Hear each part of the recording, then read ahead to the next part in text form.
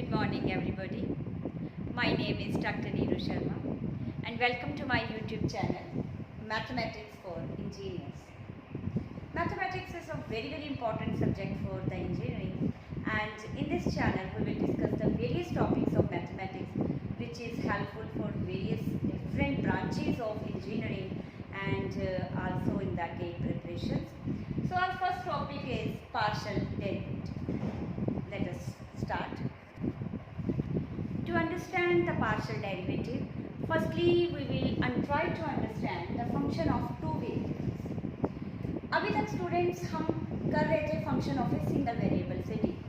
Function of single variable क्या होता है? y equal to F X. y is depending only single variable x और इसका derivative हमने 12th क्लास तक डिस्कस किया है dy बाई डी एक्स, क्योंकि y एक वेरिएबल पे डिपेंड कर रहा था तो हम उसका डेरिवेटिव रिस्पेक्ट टू x निकाल रहे थे. लेकिन ऐसी सिचुएशन भी आ सकती है जब यहाँ पर हमारे पास फंक्शन एक से ज़्यादा वेरिएबल पे डिपेंड कर रहा है. जैसे यहाँ पर मैंने शो किया है z is depending on x and y. यहाँ पर फंक्शन एक से ज़्यादा वेरिएबल्स पे डिपेंड कर रहा है. वो कौन से वेरिएबल्स हैं? x और y. कौन डिपेंड कर रहा है? z. ऐसी सिचुएशन भी आ सकती है जहाँ पर वेरिएबल, जहाँ पर जो फंक्शन है वो दो से भी ज़्यादा वेरिएबल्स पे डिपेंड करे. जैसे u is depending on x, y and z. तो इस केस में u जो है वो तीन वेरिएबल पे डिपेंड कर रहा है. इस केस में z जो है वो दो वेरिएबल्स पे डिपेंड कर रहा है. तो इन केसेस में हम पार्शियल डेरिवेटिव कंसिडर करते हैं instead of the common derivative जो हम 12th क्लास में लिया था. अब इसको हम डिटेल में समझने के लिए पहले हम समझेंगे कि इस तरह के फंक्शन आते कहाँ पर हैं. जैसे मैं एरिया ऑफ रेक्टेंगल की बात करूँ, एरिया ऑफ रेक्टेंगल. अब एरिया ऑफ रेक्टेंगल अगर हम लेना चाहें तो क्या होता है? A is the area of rectangle and it is the product of length and breadth. Length को मैंने रिप्रेजेंट किया है x से और ब्रेड्थ को मैंने रिप्रेजेंट किया है y. तो यहाँ पर आप क्लियरली देख सकते हो कि जो एरिया है वो दो वेरिएबल्स पे डिपेंड कर रहा है और वो दो वेरिएबल्स कौन से हैं? x और y.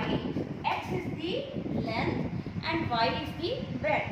तो ये किस टाइप का फंक्शन हो गया? ये वाला फंक्शन जिसमें हमारे पास z दो वेरिएबल्स पे डिपेंड कर रहा था. यहाँ पर हमने a नाम दिया है और यहाँ पर हमारे पास z था. हम कॉमनली जनरली a को किससे रिप्रेजेंट कर रहे हैं? यहाँ पर z से. सिमिलरली अब ये वाला फंक्शन कहाँ पर आता है? ये आपके माइंड में होगा कि थ्री वेरिएबल्स वाला फंक्शन भी कहाँ पर आता है. तो मैं छोटी सी और एग्जांपल ले रही हूँ. वॉल्यूम ऑफ ए पैरेललोपाइड. पैरेललोपाइड का अगर मैं वॉल्यूम निकालना चाहूँ तो बेटा जी ये तीन वेरिएबल्स पे डिपेंड करता है. L, B, H. L क्या होता है? लेंथ. B क्या होती है? ब्रेड्थ. एंड H क्या रिप्रेजेंट कर रही है? हाइट. तो वॉल्यूम तीन वेरिएबल्स पे डिपेंड कर रहा है जिसको हम x y z से भी लिख सकते हैं, L B H से भी लिख सकते हैं और कोई वे से भी लिख सकते हैं. एक्चुअल में मैं आपको ये समझाना चाहती हूँ कि हमारी प्रैक्टिकल लाइफ में ऐसे फंक्शन बहुत ज़्यादा हैं जो एक से ज़्यादा वेरिएबल्स के ऊपर डिपेंड करते हैं. तो इस टॉपिक की इम्पोर्टेंस खुद ही बढ़ जाती है कि हम अब इन क्वेश्चंस में डेरिवेटिव किस तरह से लिया जा सकता है. अब हम डिस्कस करेंगे partial derivative of first order. Partial derivative of first order को डिस्कस करने से पहले मैं टू वेरिएबल का कोई भी फंक्शन कंसीडर करूँ. तो सबसे पहले हम टू वेरिएबल पे सीखेंगे, उसके बाद हम उसको एक्सटेंड करेंगे सेवरल वेरिएबल्स के लिए. अगर मेरे पास फंक्शन ऑफ टू वेरिएबल्स है z, तो इसमें सबसे पहले हमारे पास फर्स्ट ऑर्डर के पार्शियल डेरिवेटिव. फर्स्ट ऑर्डर का मतलब समझिए, फर्स्ट ऑर्डर का मतलब हमने एक बार डेरिवेटिव लेना है. आपको कितने वेरिएबल नजर आ रहे हैं इसमें? x और y. तो हमारे पास फर्स्ट ऑर्डर मतलब हम एक बार x के साथ डेरिवेटिव लेंगे. तो ये सिंबल को रिकॉग्नाइज करो. इस सिंबल का नाम क्या है? पहले कर्ल. हम सिंबल सिंबल अभी तक यूज कर रहे थे डेरिवेटिव के लिए डी, लेकिन यहाँ पर मैंने कर्ल सिंबल यूज किया है। कर्ल सिंबल किसके लिए यूज करते हैं? पार्शियल डेरिवेटिव के लिए। पार्शियल ये हमें ये बताता है कि हम कंप्लीट डेरिवेटिव नहीं ले रहे हैं, हम कौन सा डेरिवेटिव ले रहे हैं? पार्शियल डेरिवेटिव ले रहे हैं। Curl Z by curl x, इसका मतलब हम पार्शियल चेंज देख रहे हैं विद रिस्पेक्ट टू एक्स। और फर्स्ट ऑर्डर सेकंड डेरिवेटिव कौन सा हो सकता है इसमें? Curl Z by curl y. क्या बोलना है हमने इस पर ध्यान से सुन लीजिए, curl Z by curl X या curl Z by curl Y. एक बार x से डेरिवेटिव लिया इसमें, हमने इसमें एक बार y से डेरिवेटिव लिया, इसलिए हम बोलते हैं partial derivative of first order. First मतलब एक बार डेरिवेटिव हमने लिया है। अब इनका मीनिंग क्या है? पहले हम इनका मीनिंग समझे। मीनिंग क्या है?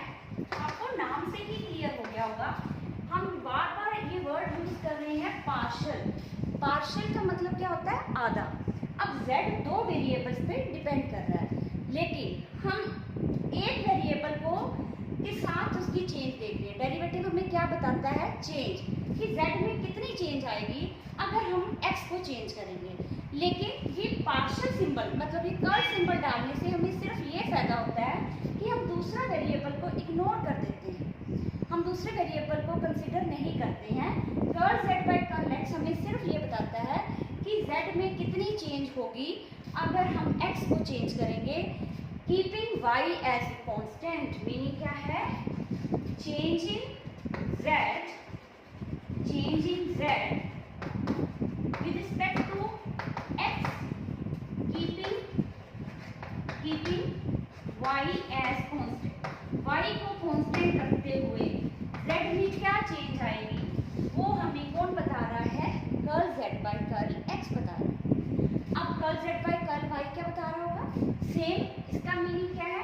इसका मीनिंग होगा चेंज इन z, यहाँ पर विद रिस्पेक्ट टू चेंज हो जाएगा with respect to y, keeping x as a constant.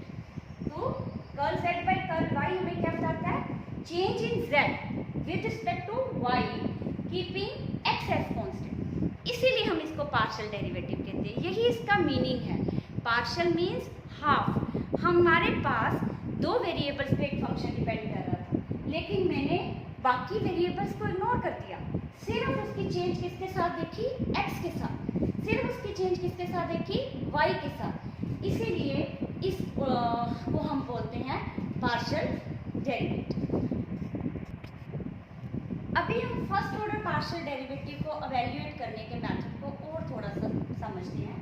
Curl Z by curl x, तो अगर मैं इसको डेफिनेशन से समझना चाहूँ तो ये क्या करता है? Limit del x approaches to 0 f x plus del x comma y minus f x y divide by del. अब ध्यान से इसको देखो, क्या किया है हमने? हमारे पास यहाँ फंक्शन कौन सा था? z was the function of x and y। तो हमने जब curl z by curl x निकालना चाहा तो हमने सिर्फ उसके x कोऑर्डिनेट में डेल x में स्मॉल चेंज करी एंड उसी डेल x से हमने क्या किया है? डिवाइड किया है। Limit del x approaches to 0। y coordinate जो है वो सेम रह रहे हैं, यही उसका मीनिंग है। पार्शियल का मतलब ही यही है, there is only small change in x coordinate. Similarly curl z by curl y कैसे वैल्यूएट कर सकते हैं हम? Limit del y approaches to 0 f x। अब हम y में चेंज देखते हैं तो y plus del y minus f x y divide by del. तो ये तो थे हमारे पास बाय डेफिनेशन हम किस तरह से curl z by curl x को और curl z by curl y को निकाल सकते हैं और समझ सकते हैं। लेकिन जो मेथड है एक्चुअल में जो हमने यूज़ करने हैं तो उनमें हमारे पास वही बेसिक मेथड्स होंगे डिफरेंशिएशन के जो हमने +2 क्लास में समझे हैं। डेरिवेटिव के जो रूल्स हैं वही चलेंगे, लेकिन सिर्फ एड ऑन जो आपने करना है वो क्या होगा?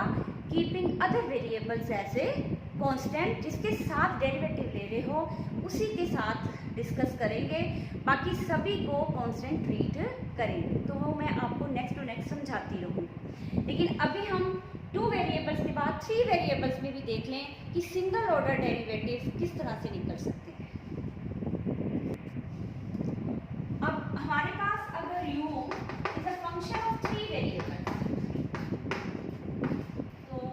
मुझे बताइए कि partial derivative of first order कितने एग्जिस्ट करेंगे। तो सोचिए और लिखिए कमेंट सेक्शन में कि भी कितने partial order derivative first order के एग्जिस्ट करेंगे, क्योंकि इसमें कितने वेरिएबल्स हैं, 3 वेरिएबल्स हैं। तो डेफिनेटली इसके 3 variables, 3 partial derivative of first order होंगे। कौन कौन से? Curl u by curl x, curl u by curl y और curl u by curl z। तो ये 3 इसके फर्स्ट ऑर्डर के पार्शियल डेरिवेटिव्स एग्जिस्ट करेंगे। इसका मतलब जितने नंबर ऑफ वेरिएबल्स बढ़ते जाएंगे उतने ही उसके फर्स्ट ऑर्डर के पार्शियल डेरिवेटिव्स भी बढ़ते जाएंगे। अब एक और एग्जांपल लेते हैं। If u is depending on 4 variables, तो अब बताइए कितने पार्शियल डेरिवेटिव एग्जिस्ट करेंगे फर्स्ट ऑर्डर के? 4, right. Curl u by curl x, curl u by curl y, curl u by curl z and curl u by curl t। That's very. तो अब आपको first order partial derivative तो समझ आ गए। अब हमारा नेक्स्ट टॉपिक क्या है? सेकंड ऑर्डर पार्शियल डेरिवेटिव्स कैसे हमने निकालने हैं। Yes, now our topic is partial derivative of second order. तो फर्स्ट ऑर्डर के हमें पता चल गया कि भी कितने पर फर्स्ट ऑर्डर के डेरिवेटिव्स होंगे। अब सेकंड ऑर्डर के कितने होंगे उसको समझने के लिए फिर हम 2 वेरिएबल्स का कोई फंक्शन लेंगे। अब 2 वेरिएबल्स के फंक्शन में हमें ये तो पता चल गया कि भी फर्स्ट ऑर्डर के 2 एग्जिस्ट करते हैं। कौन कौन से? Curl z by curl x और curl z by curl y। Second order पे जाने के लिए हमें कितनी बार डेरिवेटिव लेना पड़ेगा? 2 बार। अब इनको हम और नेक्स्ट टाइम डेरिवेटिव किस तरह से डिफरेंट वे से ले सकते हैं। अब हम ऐसा कर सकते हैं कि इसको हम x के साथ डेरिवेटिव ले लें। जो ये curl z by curl x है इसका हम अगेन x के साथ डेरिवेटिव ले लें और इसको हम क्या बोलेंगे? Curl square z by curl x। इसमें हमने क्या किया? z को 2 बार x के साथ पार्शियल डेरिवेटिव लिया। अब हम ये भी कर सकते थे कि ये तो पहला आ गया सेकेंड ऑर्डर। अब हम ये भी कर सकते थे कि इसका हम डेरिवेटिव y के साथ ले लें। तो अब ये क्या बन गया? Curl square z by curl y curl x। ये टर्मिनोलॉजी है। टर्मिनोलॉजी को भी मैं एक नेक्स्ट स्लाइड में और थोड़ा सा समझाऊंगी, लेकिन अभी आप ये समझिए कि अगर हमने curl z by curl x को with respect to y derivative किया तो हमारे पास सेकंड ऑर्डर में पहुंच गए हम सेकंड ऑर्डर में हो गए हैं with respect to curl square z upon curl y curl x हो गया हमारे पास। तीसरा डेरिवेटिव क्या हो सकता है? ये वाला। इसको विद रिस्पेक्ट टू x कर लें, कर्ल y कर्ल x हो curl z by curl y। इसको हम क्या लिखेंगे? Curl square z upon curl x curl y। तो हाँ जी स्टूडेंट, हम फोर्थ डेरिवेटिव की बात कर रहे थे। फोर्थ डेरिवेटिव कैसा हो सकता है? इसका हम with respect to y derivative ले लें और इसको हम क्या लिखेंगे? Curl square z by curl y। तो सेकंड ऑर्डर पार्शियल डेरिवेटिव्स कितने एग्जिस्ट किए फंक्शन ऑफ 2 वेरिएबल्स के? 4। कौन से? Curl square z by curl x square और curl square z by curl y square. तीसरा curl square z by curl y curl x और curl square z by curl x curl y। ये 4 second order partial derivative exist करते हैं function of 2 variables के। लेकिन एक चीज़ in general हमें पता होनी चाहिए, वो ये है कि ये जो दोनों डेरिवेटिव्स होते हैं, ये वाले सेकंड और थर्ड, इन जनरल ये इक्वल होते हैं। कुछ एक फंक्शंस होंगे वो इन डिटेल हम डिस्कस कर सकते हैं। इन नेक्स्ट वीडियोस में मैं डिस्कस करूँगी कि कौन से ऐसे फंक्शन हैं जिसमें ये दोनों डेरिवेटिव सेम नहीं होते हैं। In general they are equal. तो ध्यान से समझ लीजिए। तो हमारे पास सेकंड ऑर्डर के कितने डेरिवेटिव एग्जिस्ट किए? Curl square z by curl x square, एक तो ये वाला हुआ। दूसरा कौन सा हुआ? Curl square z by curl y square. और ये दोनों में से कोई भी एक हम लेंगे तो कितने हो गए? 3 डेरिवेटिव सेकंड ऑर्डर के हमारे पास होंगे। अब हम इसकी नोटेशन नोटेशंस को अच्छी तरह से समझ लें, क्योंकि आप लोगों में थोड़ी सी कंफ्यूजन जरूर होगी कि ये नोटेशंस इनकी है क्या।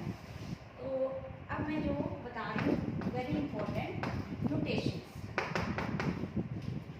नोटेशंस के लिए हम फर्स्ट ऑर्डर की बात करें। I am discussing two variable function.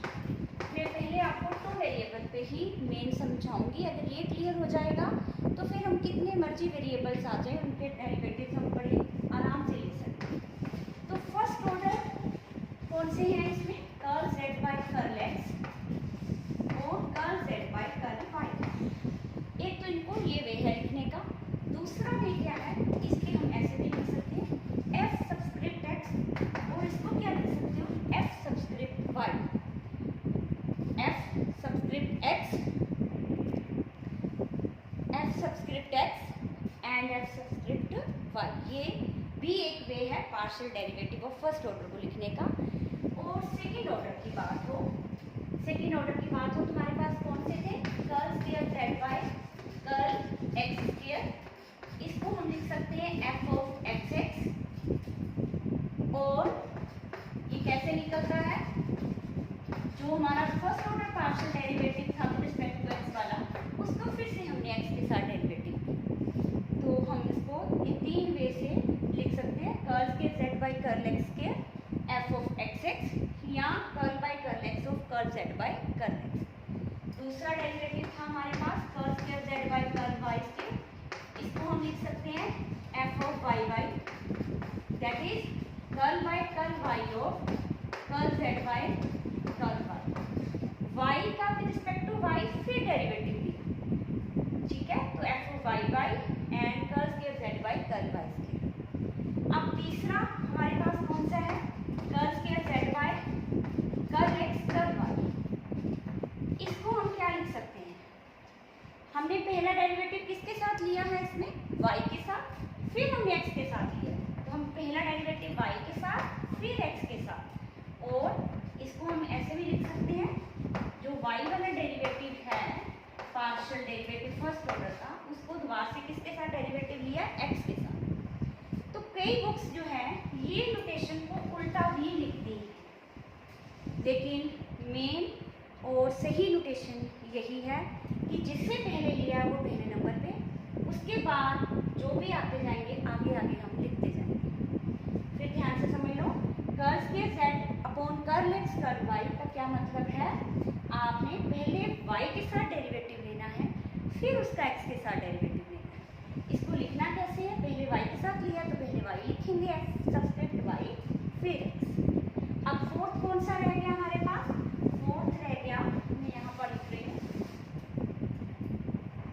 Fourth रह गया curl square z curl y curl x। अब ध्यान से सोचो, हमने y के साथ डेरिवेटिव जो है वो लेना है इसका, जो partial derivative first order with respect to x का था। और अब आप इसको लिखोगे कैसे? पहले हमने x के साथ लिया था तो x सबस्क्रिप्ट, फिर y के साथ लिया था तो फिर y।